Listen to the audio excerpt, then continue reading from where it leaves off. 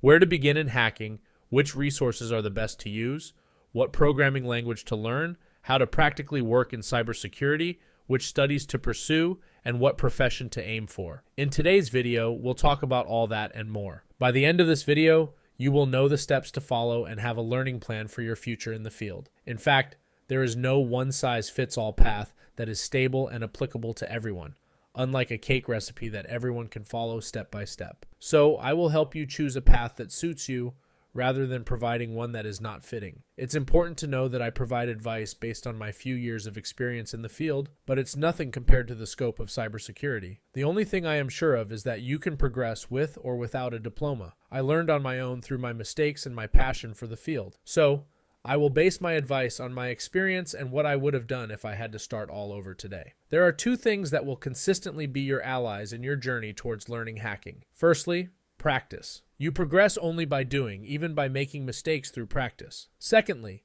one or more guides along the way will always be useful. There are 4 skills in cybersecurity, and they are programming, computer networks, operating systems, including Linux, and all the related skills. Your starting point should be one of these 4 pillars, and you will see that no matter what you do, you will come across one or the other, sometimes even intertwining. It's not very important which one to start with. Do what feels right for you. Keep in mind that there is no magical path. Everything you learn among these pillars will be useful regardless, and you won't waste your time. You will consistently gain experience.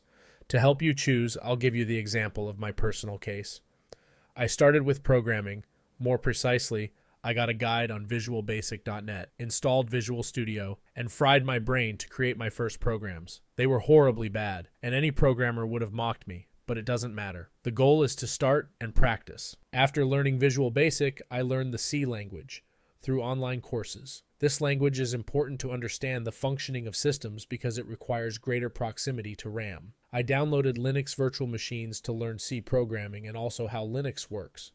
This multi-pronged learning approach was very effective. Then I learned web languages like PHP and JavaScript to create and modify my website. Keep in mind that learning doesn't mean becoming an expert. Learning means being able to master the subject within the scope of your projects and goals. That's why you don't have to learn programming languages from A to Z, one after another. No one does that. Remember that practice, time, and guides are your best allies. The best way to improve your skills in hacking is to have projects. For example, I wanted to know how viruses work, how they hide in a system, and more generally, how hackers operate. So, I wanted to create my own parental control software, among other more or less whimsical projects. With web languages, I wanted to build my website to share what I've learned. And once in the web, you're never far from networks and systems.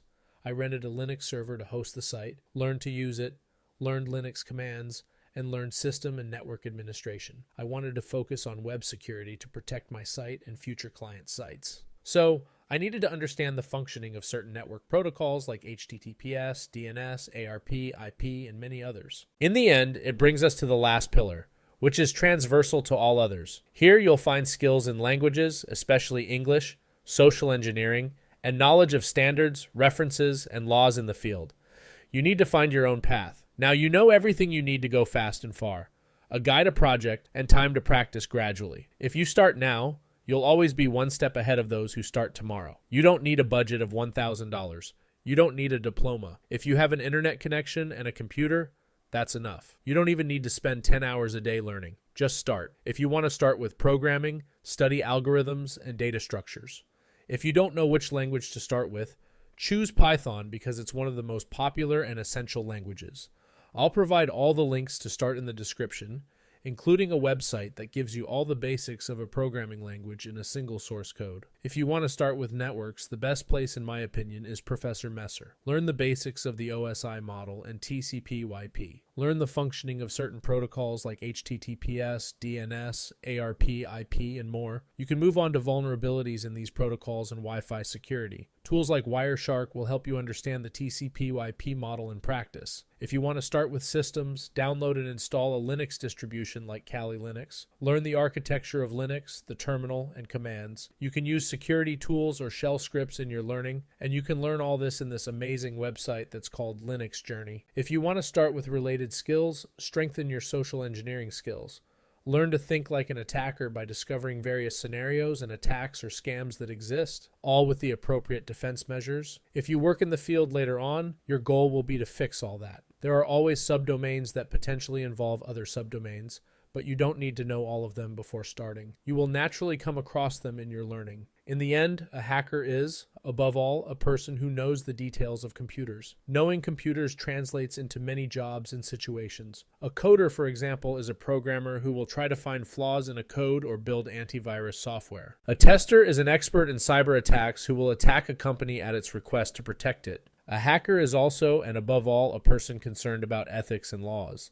They have versatile skills useful to many companies. This is just a fraction of the possibilities, not to mention the future of the Internet of Things, artificial intelligence, or bioinformatics. Cybersecurity jobs of tomorrow don't even exist yet. Never forget that the true hacking community doesn't want people trying to hack others. Being a hacker is helping others, and not putting on the anonymous mask to ask how to hack your ex.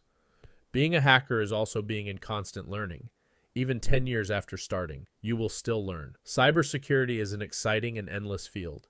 You've already made the excellent choice to learn hacking, a field that will take you far with prized and indispensable skills. That's all I wish for you. If you're still a bit lost, that's normal. You can do it. My goal is to help you reach yours. So, if you have any questions, don't hesitate. Thanks for watching and peace.